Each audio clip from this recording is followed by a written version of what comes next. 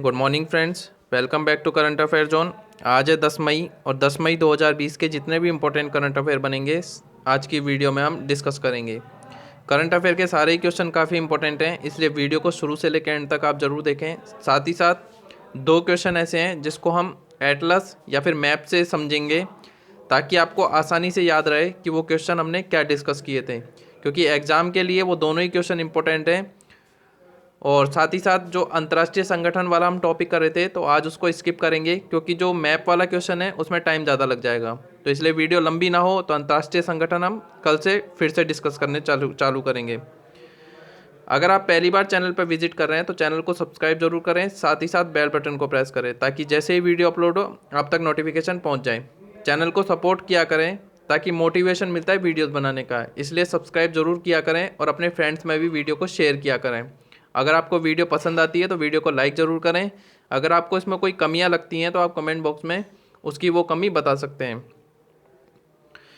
चलिए स्टार्ट करते हैं। पहले बात करें कोरोना ग्राफ की, तो कोरोना ग्राफ में लगभग 41 लाख टोटल मरीज हो चुके हैं ऑल ओवर वर्ल्ड में।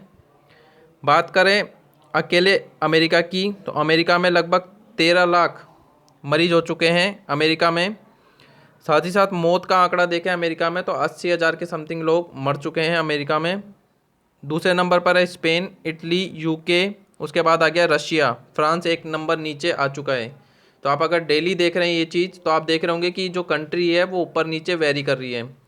बात करें भारत की, तो भारत में भी 2000 से पार निकल चुका है मौत का आंकड़ा। तो आपको पता होगा अब ये कितना सीरियस हो चुका है भारत में। तो इसलिए आपको अभी भी सोशल डिस्टेंसिंग का पालन करना होगा। बाहर जाना होगा तो अभी भी सावधानी के साथ बाहर जाना होगा, क्योंकि आपको पता है कि अभी भी केसेस बढ़ रहे हैं। हमने कल देखा था कि 40,000 से नीचे केसेस थे और आज एक्टिव केसेस की बात करेंगे तो 41,406 केसेस हैं एक्टिव केसेस। तो अभी भी आपको समझ आना चाहिए कि कोरोना वायरस कितना खतरनाक है। चलिए स्टार्ट करते हैं आज का करंट अफेयर। आज का करंट अफेयर काफ़ी इंपॉर्टेंट है और ध्यान से इसको समझिए, क्योंकि यहाँ से क्वेश्चन बन सकता है। हाल ही में किस केंद्रीय मंत्री ने वीडियो कॉन्फ्रेंसिंग के माध्यम से कैलाश मानसरोवर के लिए लिंक रोड का उद्घाटन किया? सबसे पहले तो इस क्वेश्चन को स्टार मार्क कर लें, इंपॉर्टेंट क्वेश्चन है और ये क्वेश्चन ग्रुप डी एनटीपीसी में ज़रूर बन सकता है। तो जो कैलाश मानसरोवर का रोड है, लिंक रोड जो बनाया है वो बनाया है हमारे बीआरओ ने, जो बॉर्डर रिकंस्ट्रक्शन फोर्सेज होती हैं उसने बनाया है। और किसने इसका उद्घाटन किया है? तो उद्घाटन किया है हमारे रक्षा मंत्री राजनाथ सिंह ने। ये इंपॉर्टेंट है, इस चीज़ को आप याद रखें। राजनाथ सिंह कौन है? तो राजनाथ सिंह है रक्षा मंत्री। कहाँ से संसदीय चुनाव जीत कर आते हैं? तो ये जीत कर आते हैं लखनऊ से। इस चीज़ को भी आप याद रखें, लखनऊ से चुनाव जीत कर आते हैं राजनाथ सिंह। बात करें अब ये कि कैलाश मानसरोवर का जो यात्रा था वो कहाँ से स्टार्ट की गई थी और ये लिंक रोड क्यों बनानी ज़रूरी पड़ी। तो आपने देखा होगा कि जो भारत है वो यहाँ से, ये सपोज मानिए आप दिल्ली है,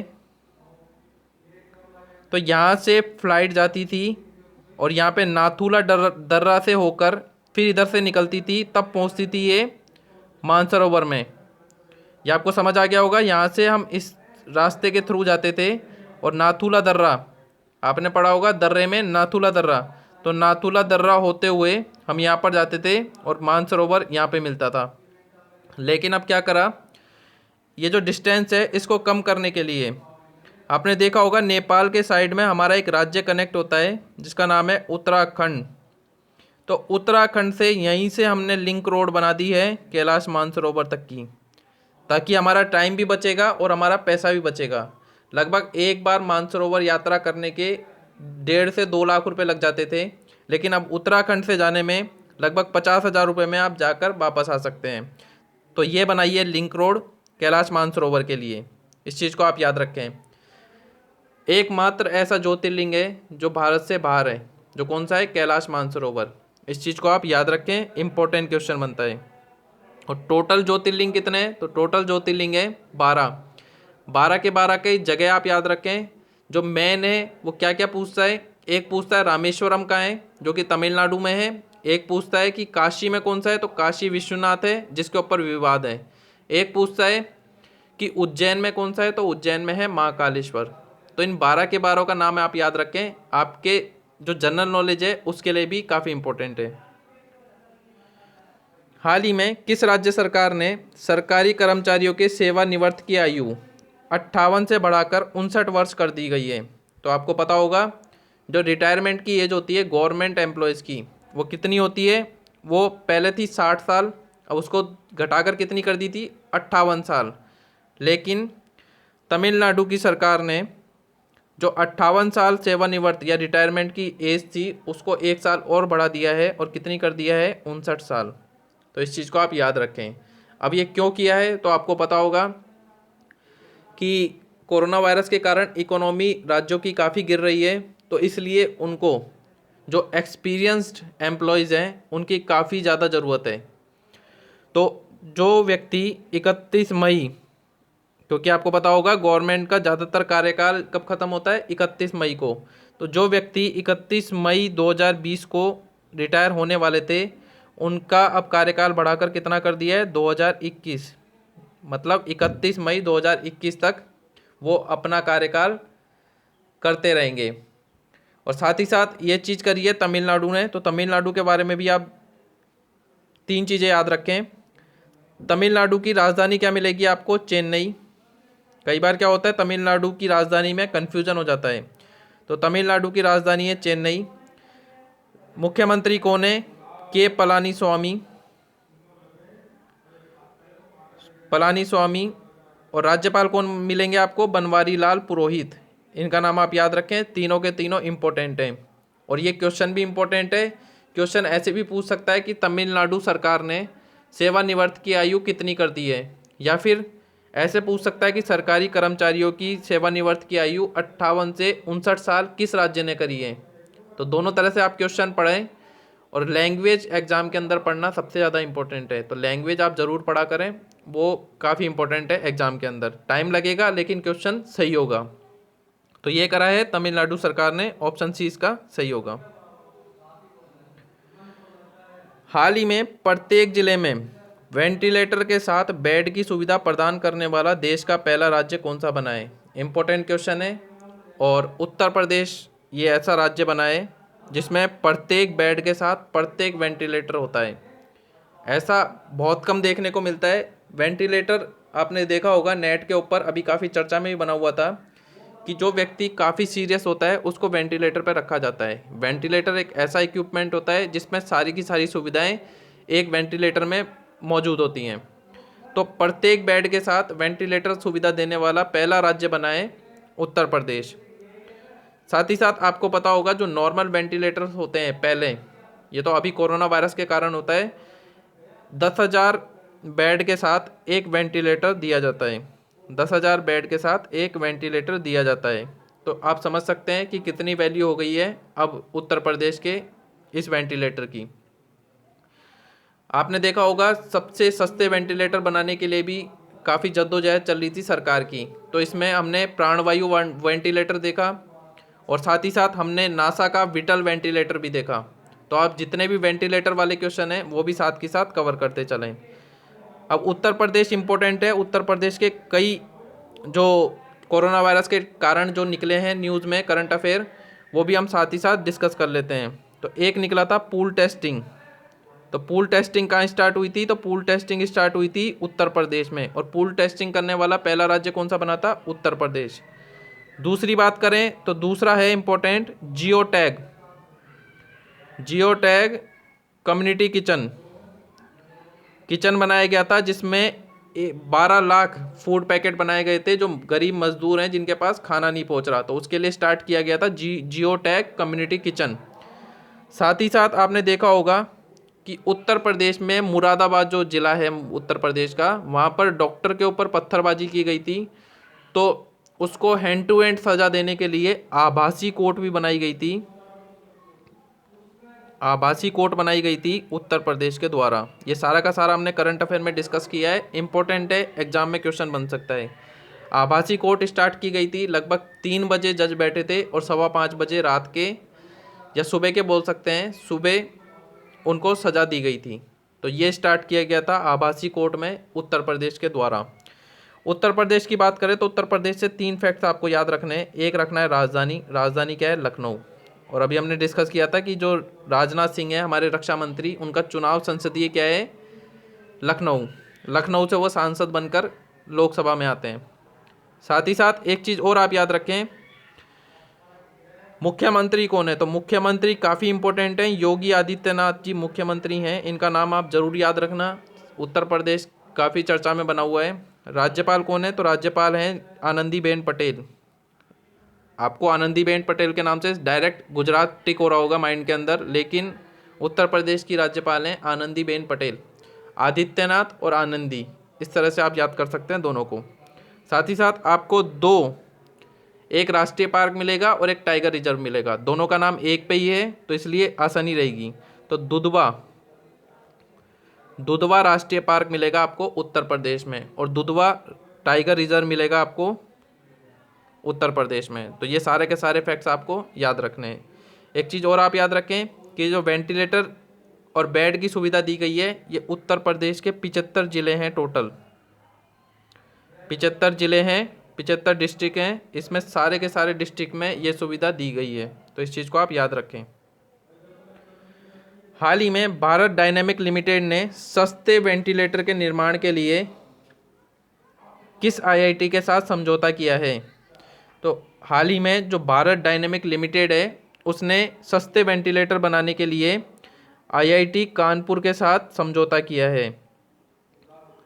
आपको पता होगा वेंटिलेटर की काफ़ी ज़्यादा ज़रूरत पड़ रही है, और मरीजों की जो संख्या है कोरोना वायरस के, अब वो लगातार बढ़ रही है, और एम्स ने बता दिया है कि जून और जुलाई में सबसे ज़्यादा मरीज ज़्यादा होंगे कोरोना वायरस के। तो इसलिए ज़्यादा से ज़्यादा वेंटिलेटर बनाने की जद्दोजहद चल रही है सरकार के द्वारा, ताकि कोई भी मरीज़ की जान नहीं जा सके। और देशों ने क्या चुना था? और देशों ने इकोनॉमी चुनी थी, लेकिन भारत देश के जो प्रधानमंत्री हैं नरेंद्र मोदी, उन्होंने लोगों की जान चुनी थी। और इसको पता होगा आपको कि इकोनॉमी काफ़ी गिर चुकी है, क्योंकि हमारा देश 40 या 45 दिन का लॉकडाउन पहले ही झेल चुका है, और अभी भी लॉकडाउन में बना हुआ है। इसके लिए आपको काफ़ी मशक्क़त करनी होगी, और लोगों की नौकरियां भी जा रही हैं, तो इसके लिए भी सरकार सोच रही है। तो जो अब अगला एग्ज़ाम आएगा उसकी तैयारी आप अच्छे से करें, क्योंकि रेलवे का एग्ज़ाम करवाना उनके लिए कंपलसरी बन चुका है। अब 15 तारीख को जो बिडिंग होगी कि कौन सी एग्ज़ाम कंडक्टिंग एजेंसी करवाएगी, तो वो पता चल जाएगा वहाँ पे। होपफुली कि वो डेट आगे ना बढ़े, क्योंकि अगर वो अब बिडिंग स्टार्ट होती है तो अगस्त या सितंबर में आपके रेलवे के एग्ज़ाम हो जाएंगे। अगर वो बिडिंग बाद में होती है तो इस साल के एंड में होंगे एग्ज़ाम, नवंबर या दिसंबर में। तो इसलिए तैयारी करें आप, काफ़ी टाइम है आपके पास, और नौकरियां नहीं है, इस चीज़ का आप ध्यान रखें। अगर आप खुशकिस्मत हैं कि आपने एनटीपीसी या ग्रुप डी का फॉर्म भरा है तो बहुत अच्छी बात है, क्योंकि लगभग 11 करोड़ लोग बेरोजगार हो चुके हैं कोरोना वायरस की इस जो लॉकडाउन है इसके कारण। तो आईआईटी कानपुर ने बनाया है ये सस्ता वेंटिलेटर, और किसके साथ साझा किया है? भारत डायनेमिक लिमिटेड के साथ। भारत डायनेमिक्स लिमिटेड ने एक काम और किया था इसने करंट अफेयर का, एम्स ऋषिकेश, ये करंट अफेयर का क्वेश्चन है, इसको याद रखना। एम्स ऋषिकेश है, उसके साथ मिलकर क्या किया इन्होंने? रिमोट हेल्थ मॉनिटरिंग सिस्टम बनाया था इन्होंने। मतलब आप ऐसा सिस्टम बनाया है कि आपको उस एक ही सिस्टम से पता चल जाएगा कि आपकी बॉडी के अंदर किस चीज़ की कमी है, या फिर आपको किस वायरस से आप पीड़ित हैं। तो ये बनाया था उसने एम्स ऋषिकेश के साथ। ये सारा का सारा आपको पीडीएफ के अंदर मेंशन मिल जाएगा, तो आपको आसानी रहेगी पढ़ने में। आप एक तरफ वीडियो चला के रखें, दूसरी तरफ आप पीडीएफ को देखते रहेंगे, तो आपको आसानी से समझ आ जाएगा। साथ ही साथ अब बात करें भारत डायनेमिक्स लिमिटेड की, तो इसका मुख्यालय आपको मिलेगा हैदराबाद में। याद रखना ये इंपॉर्टेंट है इसका मुख्यालय। साथ ही साथ सीएमडी कौन मिलेंगे? तो सीएमडी मिलेंगे इसके सिद्धार्थ मिश्रा, इनका नाम भी आप याद रखें, ये भी इंपॉर्टेंट है। तो सस्ते वेंटिलेटर बनाने के लिए आईआईटी कानपुर के साथ समझौता किया है, ये इंपॉर्टेंट है, पढ़कर जाएं एग्जाम के अंदर। ऑप्शन 20 का सही होगा। हाल ही में भारतीय मौसम विभाग नया अपने मौसम पूर्वानुमान में किस क्षेत्रों को शामिल किया है? तो हाल ही में आपने देखा होगा मौसम विभाग ने अपने नए जो आप जिला कह सकते हैं, या फिर जम्मू कश्मीर का भाग कह सकते हैं, तो उसको भी शामिल किया है। तो उनमें कौन कौन है? तो एक है गिलगित, एक है बल्किस्तान, एक है मुजफ्फराबाद। आपने देखा होगा कि भारत का जो हिस्सा है पीओके, पाक ऑक्यूपाइड कश्मीर, तो उसके ये ज़िला हैं तीनों। तो अब पहले क्या होता था कि भारत जो मौसम की जानकारी देता था वो किसकी देता था? जम्मू कश्मीर की देता था। लेकिन अब इस भारत ने क्या किया कि भारत ने गिलगित, बल्किस्तान और मुजफ्फराबाद इन तीनों की जानकारी भी देना स्टार्ट कर दिया है। तो ये आपने देखा होगा न्यूज़ में भी काफ़ी चल रहा है, और भारत की तरफ से चिट्ठी भी गई है पाकिस्तान को कि वो जल्दी से जल्दी पीओके जो पाक ऑक्यूपाइड कश्मीर है उसको जल्दी से जल्दी खाली कर दें। अब ये क्यों हुआ? तो ये आप समझिए। वहाँ के सुप्रीम कोर्ट ने ये फैसला किया कि जो भारत का जो क्षेत्र है जिस पे पाकिस्तान ने कब्जा कर लिया, वहाँ पर वो चुनाव करवाने वाला था। तो वो चुनाव करवाने वाला था, इसके लिए भारत ने आपत्ति भी दर्ज की। इसी बाद भारत ने नोटिस भेजा है कि वो जो पाकिस्तान ऑक्यूपाइड कश्मीर है उसको खाली कर दे। तो इसीलिए भारत ने ये स्टार्ट किया है कि गिलगित, बल्किस्तान और मुजफ्फराबाद इनको अपने वेदर रिपोर्ट में शामिल किया है।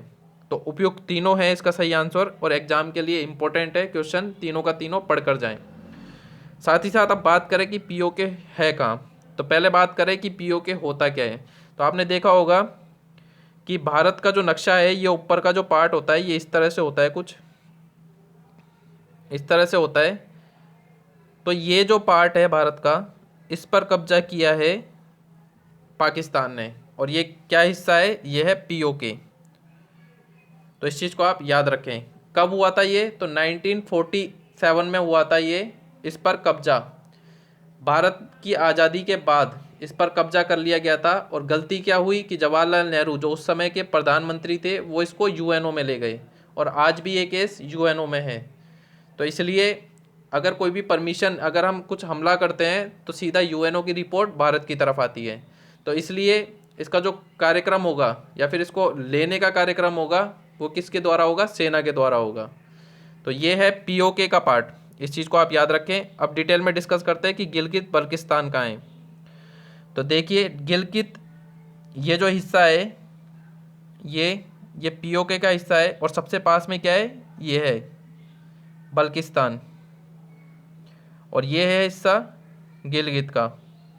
और यहीं पे आपको थोड़ा सा हिस्सा मिलेगा, ये मिलेगा आपको मुजफ्फराबाद का। तो ये तीनों के तीनों हिस्से पीओके के अंदर हैं, और भारत ने इस पर दावा दिया है कि ये भारत का हिस्सा है और जल्दी से इसको खाली कर दें। तो अब समझ आ गया होगा आपको गिलगित, बल्किस्तान, मुजफ्फराबाद कहाँ पर स्थित है। तो ये स्थित है पीओके में, जो जम्मू कश्मीर का भाग है। साथ ही साथ एक चीज़ और आप याद रखें कि भारतीय मौसम विभाग की, तो भारतीय मौसम विभाग कब से अस्तित्व में आया है? तो 1875 से अस्तित्व में आया है भारतीय मौसम विभाग। हेडक्वार्टर कहाँ है इसका? तो हेडक्वार्टर है नई दिल्ली में। अध्यक्ष इसके याद रखना, अध्यक्ष हैं भारतीय मौसम विभाग के मृत्युंजय मोहपात्रा। ये इंपॉर्टेंट है, एग्जाम में क्वेश्चन बनता है। हाल ही में संयुक्त राष्ट्र पर्यावरण कार्यक्रम के सद्भावना एम्बेसडर के रूप में किसके कार्यकाल को 2 वर्षों के लिए बढ़ाया गया है? तो सबसे पहले बात करें कि किसके कार्यकाल को बढ़ाया गया है, तो दिया मिर्जा हैं सद्भावना एम्बेसडर संयुक्त राष्ट्र पर्यावरण कार्यक्रम। एग्जाम में क्या देगा? यूएनईपी भी दे सकता है, यूनाइटेड नेशन एनवायरनमेंट प्रोग्राम। तो दिया मिर्जा के 2 साल के कार्यकाल को बढ़ाया गया है। अब कितना हो गया इनका टेन्योर? तो 2022 तक इनका टेन्योर हो गया।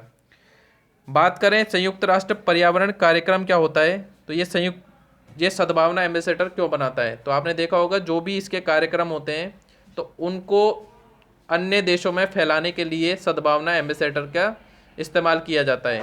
और दिया मिर्जा भारत के अंदर मतलब एडवर्टाइजमेंट करके बताएगी कि यूएनओ के द्वारा क्या क्या कार्यक्रम या प्रोग्राम स्टार्ट किए गए हैं। साथ ही साथ फंड भी इकट्ठा किया जाता है संयुक्त राष्ट्र के लिए इन सद्भावना एम्बेसडर के रूप में। अब बात हो रही है संयुक्त राष्ट्र पर्यावरण कार्यक्रम की। तो इसकी स्थापना हुई थी 5 जून 1972 को। 1972 को इसकी स्थापना हुई थी। हेडक्वार्टर कहाँ मिलेगा आपको? हेडक्वार्टर मिलेगा आपको केनिया में। केनिया के कहाँ? नैरोबी में। साथ ही साथ इसके जो हेड हैं वो कौन है? Inger Anderson. इनका नाम आप याद रखें, इंगर एंडरसन। एग्जाम में क्वेश्चन बन सकता है इंगर एंडरसन का। तो हेड है इसके इंगर एंडरसन। हाल ही में किस देश ने अपने नए रॉकेट लॉन्ग मार्च 5B का परीक्षण किया है? तो चाइना ने अपने नए रॉकेट लॉन्ग मार्च 5B का परीक्षण किया है। इंपॉर्टेंट क्वेश्चन है चाइना का। चाइना की राजधानी आपको क्या मिलेगी? चाइना की राजधानी मिलेगी आपको बीजिंग। राष्ट्रपति कौन मिलेंगे? तो शी जिनपिंग मिलेंगे। मुद्रा क्या मिलेगी? तो मुद्रा इंपॉर्टेंट है, रेन बिम्बी इसकी मुद्रा मिलेगी, जो इंपॉर्टेंट है, एग्जाम में क्वेश्चन बनता है। और चाइना जैसे हम क्या करते हैं कि हमारा श्रीहरिकोटा से हम लॉन्च करते हैं, हमारा लॉन्चिंग पैड का है श्रीहरिकोटा, सतीश धवन अंतरिक्ष केंद्र से। लेकिन चाइना का आप याद रखें, चाइना का है हेनॉन द्वीप पे, हेनॉन द्वीप पे।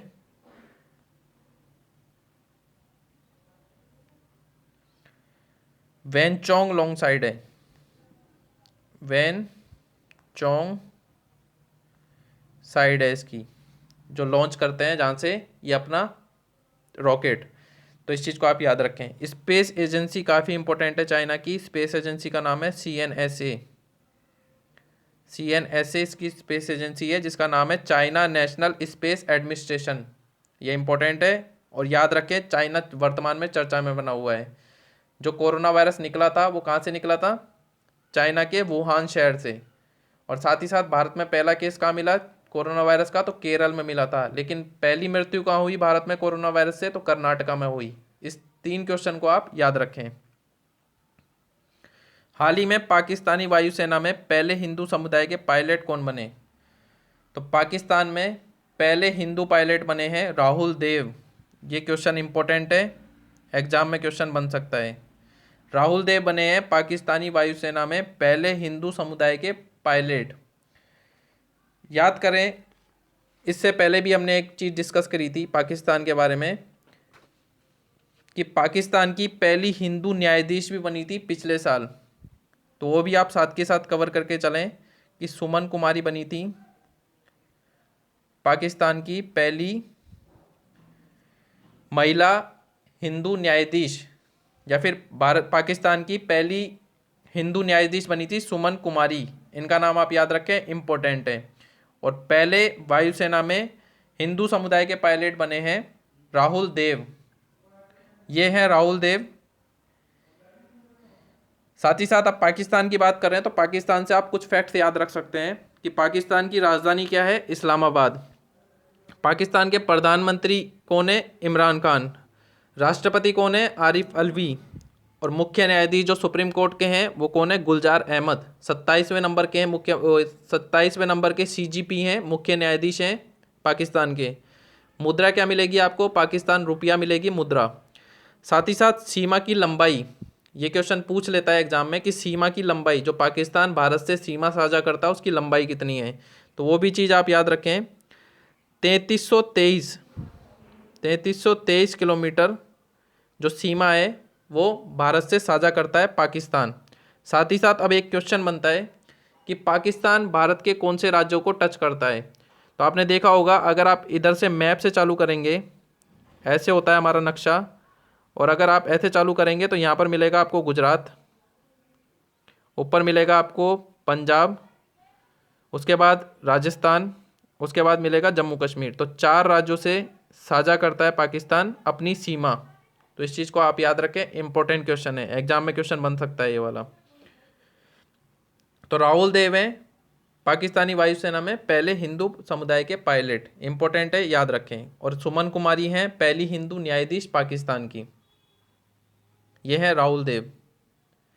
अगर आपको वीडियो पसंद आई, वीडियो का कंटेंट आपको हेल्पफुल लगा, तो आप वीडियो को लाइक ज़रूर करें।